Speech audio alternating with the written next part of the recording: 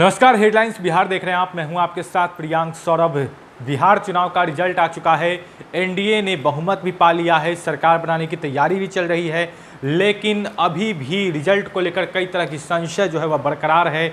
कई हारे हुए प्रत्याशी जो हैं वह अभी भी दावा कर रहे हैं कि वो जीते हुए थे, लेकिन उन्हें जानबूझकर हरा दिया गया है। और इसको लेकर जिस तरीके से कल देर रात राजद और कांग्रेस के लोगों ने चुनाव आयोग से मुलाकात की और इस मामले की जांच की बात कर रही है, उसके बाद अब प्रत्याशी भी खुलकर सामने आ रहे हैं। हम बात कर रहे हैं बिहार के परिहार विधानसभा क्षेत्र की, जहां से इस बार ऋतु जायसवाल जो है वह राजद से प्रत्याशी बनाई गई थी।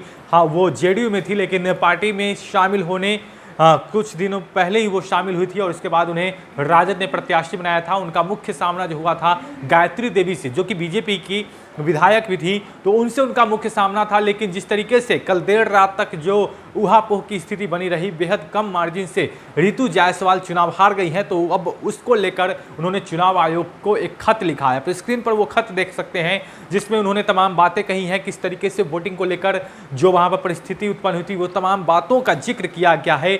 और उन्होंने इलेक्शन कमीशन से शिकायत की है, रिकाउंटिंग की भी बात कही गई। रिकाउंटिंग में भी वो इस बात को बता रही है।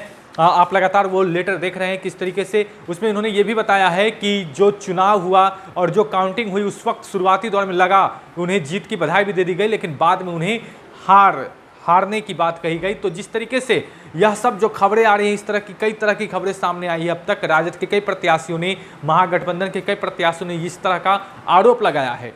तमाम दिग्गज नेताओं ने इस आरोप को लेकर चुनाव आयोग से बात की है। हम बात अगर कर लें सकरा विधानसभा क्षेत्र की, तो वहां से भी महागठबंधन के प्रत्याशी उमेश राम ने बताया कि उन्हें पहले जीत हासिल हो गई थी और बाद में उन्हें जबरदस्ती हार जो है वह करार दे दिया गया है। और इसको लेकर कांग्रेस के जो दिग्गज नेता है रणदीप सुरजेवाला, उन्होंने ट्वीट करके भी इस बात की जानकारी दी थी। तो अभी तक हार को लेकर जो तमाम दिग्गज नेता है वो सवाल उठा रहे हैं कि आखिर ये कैसे संभव है।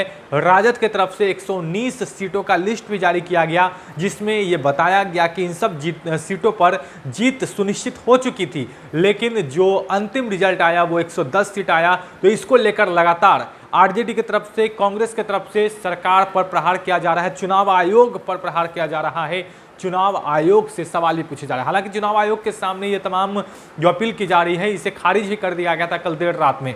हालांकि अब देखने वाली बात होगी कि परिहार विधानसभा क्षेत्र से जिस तरीके से बीजेपी की गायत्री देवी जीती है और इस जीत को लेकर ऋतु जायसवाल जो है वह बेहद अभी भी नाराज है। उन्होंने सवाल उठाया है, उन्होंने खत लिखा है। तो इस खत को लेकर चुनाव आयोग की तरफ से क्या कुछ संज्ञान लिए जाते हैं। आप बने रहे हेडलाइंस बिहार के साथ। अगर आपने अब तक हमारे चैनल को सब्सक्राइब नहीं किया है तो जल्द सब्सक्राइब कर ले। धन्यवाद।